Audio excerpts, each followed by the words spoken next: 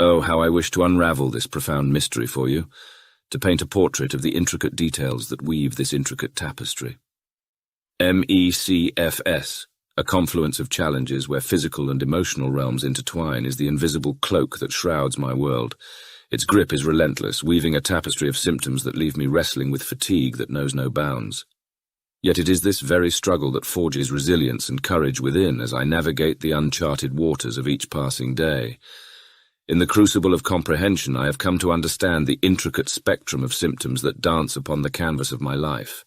Fatigue, a relentless companion, mingles with cognitive clouds that obscure the once clear skies of thought. Pain weaves its intricate patterns, making its presence known in the most unexpected corners of my being. Sleep, that elusive sanctuary, becomes an enigma in itself, leaving me yearning for moments of respite.